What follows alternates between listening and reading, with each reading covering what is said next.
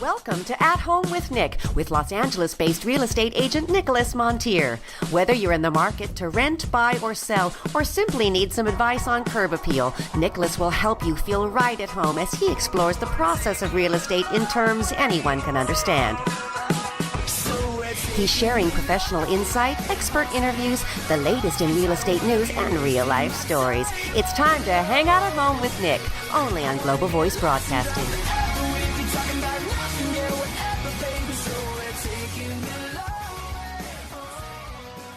Real estate is what you make of it. It can be big or it can be small, but it's everyone's need and want. We all want a place to call home. A little excerpt from one of my favorite family members, Linda Hansen, who was a real estate agent herself back in the day and really got me excited and passionate about the industry when I first started. She used to tell me you would make a good flight attendant or a realtor, as if those were my only two options in life. But I love her for planting the seed in my head and getting me so out there and in the open. Hello, everyone, and welcome to At Home with Nick. I'm your host, Nicholas Monteer, and this is our premiere episode. I felt that this show was so necessary as most of our industry is kind of secretive in a sense. Nobody really takes the time to talk about the do's and don'ts. It's either about investing all your money in real estate or, it's about talking about things that really are financial. It's all about the financial part of real estate. And nobody takes the time to really get to understand our clients with their wants, their needs, and all the plethora of questions that they have. Today we're talking about the first-time home buyer, one of our most in-need clients. Well, let me just start out by saying no question is a stupid question. I seriously believe that. It seems more often than not that people are shoved out into our market and expected to become these experts right from the get-go. I had a teacher in second grade, and she always told me to give presentations and talk to people about your topic as if you're talking to an alien. And I always feel that that's the best approach, because any question you have to ask is what us real estate agents are here for. It's our everyday, but one of the biggest decisions you will ever make. It seems too often than not I have similar inquiries from my first-time home buyer, so I thought I would shed a little light on the big do's and don'ts today and getting started out there. Real estate in itself seems very simple, right? I mean, you look for a home, make an offer, and wait 30 days and it's yours, right? It can't be that hard.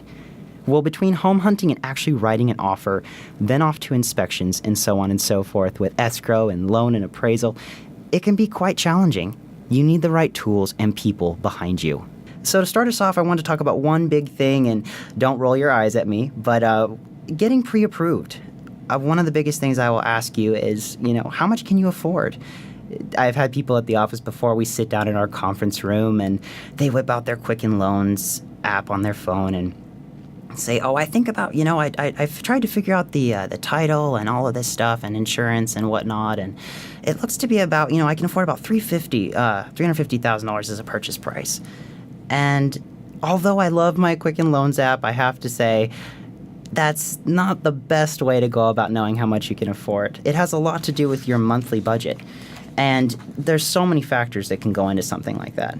But it's a funny process, right? I mean, you meet this stranger for a friend of a friend, your realtor, that says, hey, let's go look at homes. And then the first thing we ask you is, what do your financials look like? It's a funny process, but 100% necessary to have this done up front, especially. It shows a commitment on your part, and you are ready to make that offer when you find that property that you have been looking for so long.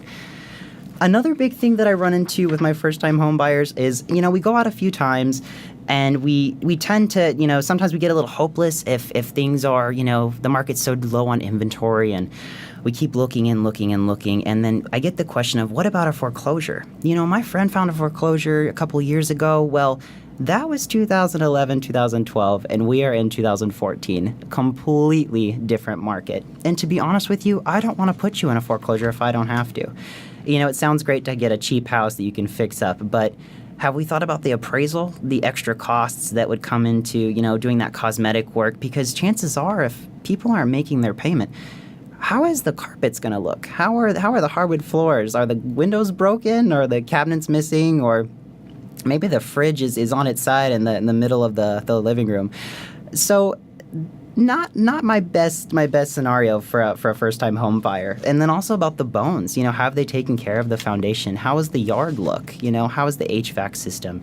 These things are all huge factors that drive up the costs when going into a foreclosure. And is it really worth it?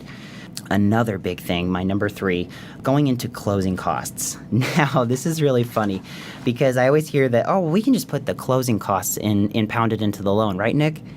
No, you really can't. Closing costs are made up of escrow fees, title fees. There's HOA fees in there depending on if you're in a condo or maybe a planned unit development.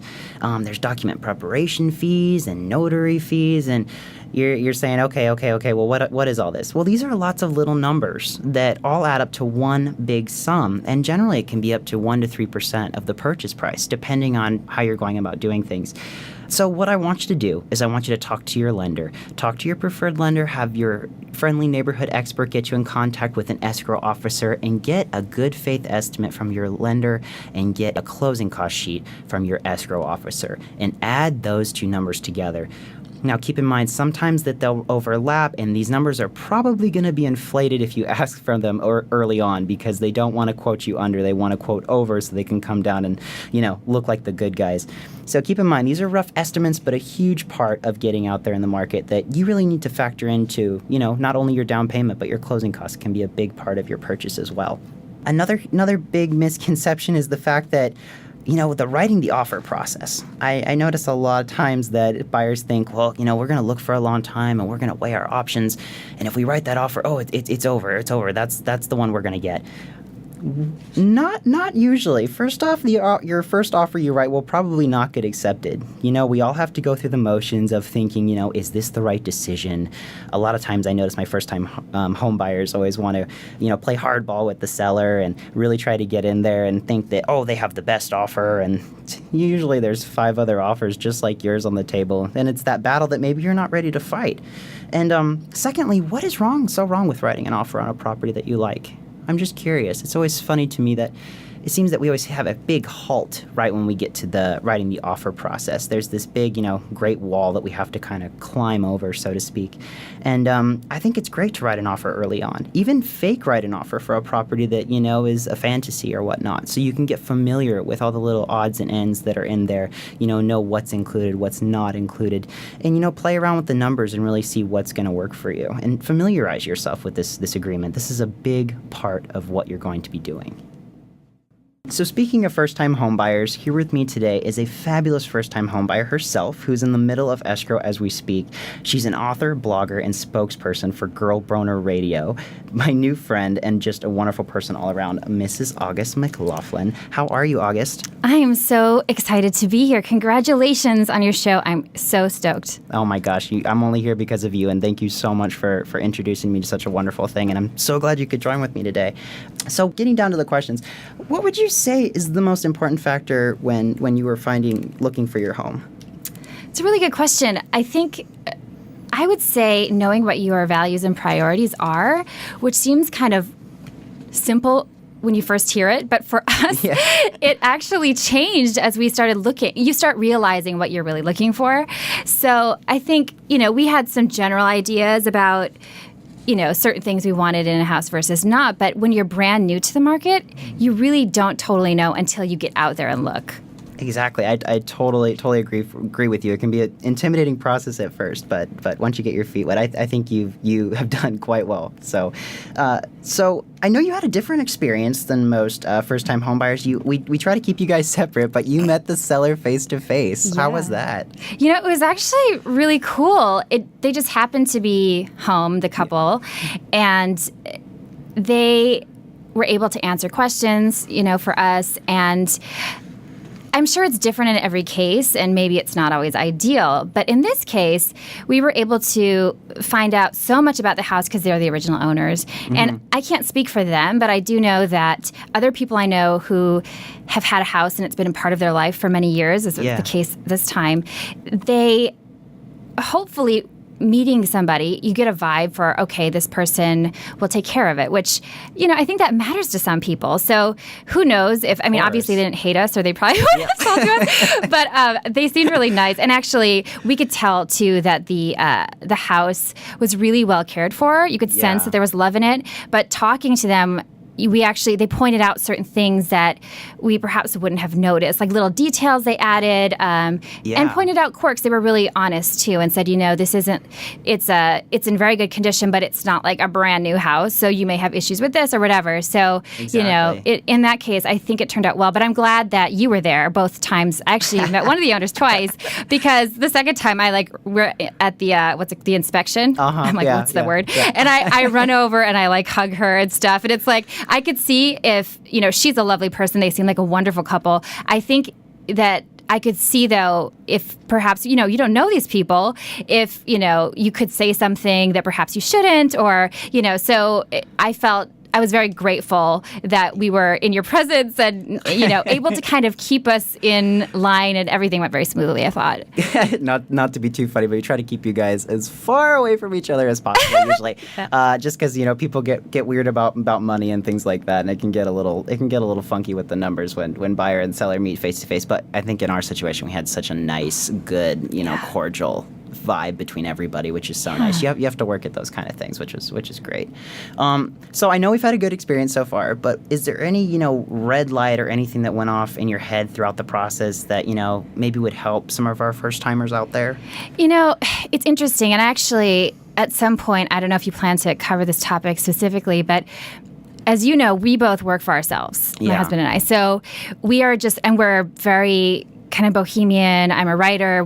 I moved to LA as an actress. He moved here as a drummer, and we find security in different things than, say, like my Midwestern siblings. Yeah. And so it wasn't really in our mindset to look for a house, and so we weren't really prepared. And that was, so there was a little bit of, a little bit. It was very confusing at first. But I think, it all worked out really well. If we could do it again, or if anything were to change, which, again, since it worked out, I don't feel like we need to. But I would say, it would have been awesome for us to have known a year ago that we were going to buy a house, because there's so much planning, and we didn't even know. I mean, I didn't know when we'd ever buy a house, or, and my husband said, he was thinking like maybe in the next year we'd start thinking about. So I think, for people who are sort of thinking, oh, it's so intimidating that I can't get one. Yeah. It's really important. I heard you mention the fact that it's really important to really be honest and open and share your information and all that. I think also being honest about things and not be feeling like you're going to be judged, because that's not your job. You're trying to, and you made us feel so comfortable, which is great. So it turned out to be a really smooth process, but all the number stuff was not our forte. So it took us a lot of It's confusing. It's totally confusing. Very confusing. We're still learning. Yeah, completely. So you weren't, as you mentioned, your husband, Mike, you weren't on this journey alone. So what, it's really hard sometimes to become one brain. I always feel like husband and wife with their different tastes, their different flavors, as I always like to call it. How did you guys become one brain and really, make it work on a decision? That's the toughest My husband part. would probably say, well, I just never tell her what to do. And he's kind of right there. But he's a really chill, amazing He's very person, chill. So yeah, very chill, which is helpful. And I think we respect each other's differences, and we're very much a couple, and we're very much individuals. So we respect that too, which I really appreciate. And I think what was really great, one thing that made it easier for us is for the location, for example, since I work from home, I can really work anywhere. But he works in many different places. So his location, made a difference.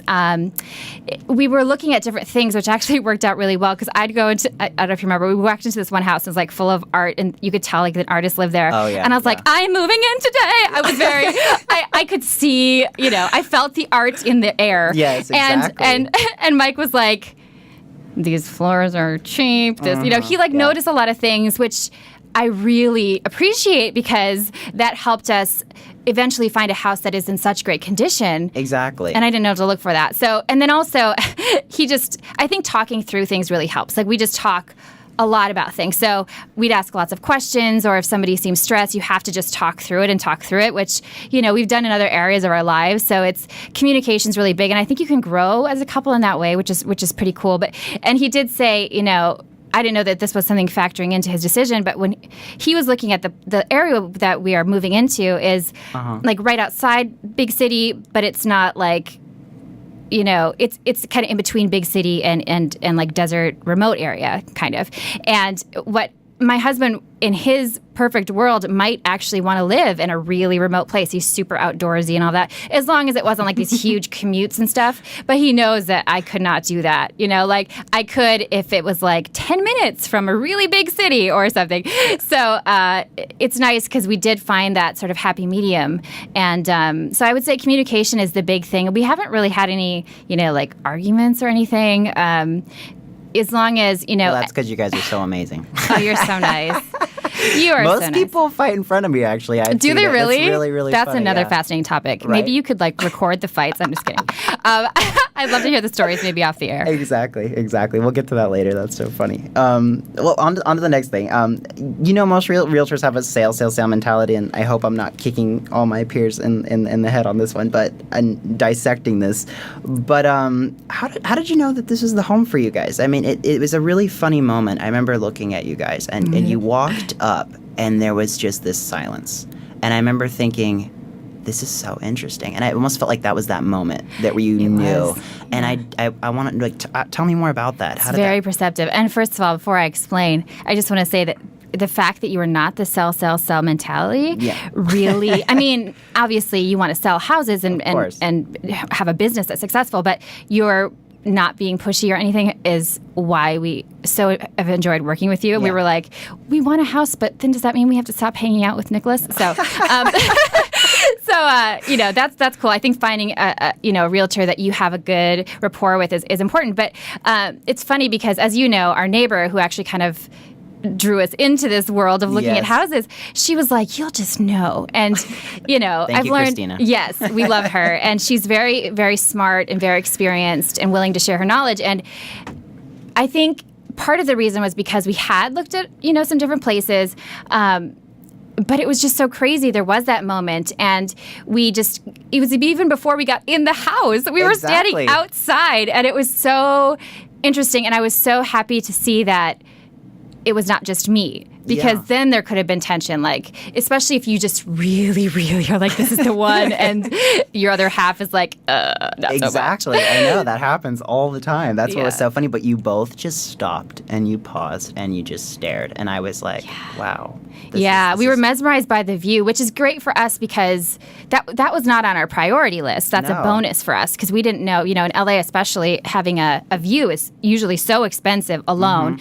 And but we wanted something really safe, and we wanted something dog friendly. There were these certain things that are more important to us than the actual house, and we're not really, we like material things, but we're not super materialistic, I think, relatively speaking. So to know that, we'll probably spend more time outside around the house than in it in some days, which is perfect for us. That's so funny. Well, I'm really glad that we could actually find something that worked for you guys, and that you guys are so head over heels and happy about the house. And you found it because remember you sent us the list of all these houses to look at. And we picked out ones we wanted to see. And you're like, oh, there's this other one. We'll just stop on our way back, and it was a great call. So I think you were very perceptive and understood what we were looking for, which is great. I'm just doing my job. Very well, I gotta say. And but thank you, August. I really appreciate the props. And then just before we go, on a scale of 1 to 10, how emotional would you say the process was? This is one of those things I think nobody really takes the time to really talk about. But how emotional was the process for you? It is very emotional. I would say it's somewhere around maybe an 8, but it's a range. Some days might feel like 7, some days might feel like a 10. This girl's a roller coaster. Yeah, and I think Mike has probably been at a 11.5 at certain points, but also in a joking way. I've actually asked him about this, and I think he agrees too that it is an up and down thing. And it also, what surprised me is how exhilarating it also is. There's some of the grunt work, which you guys do most of for us anyway.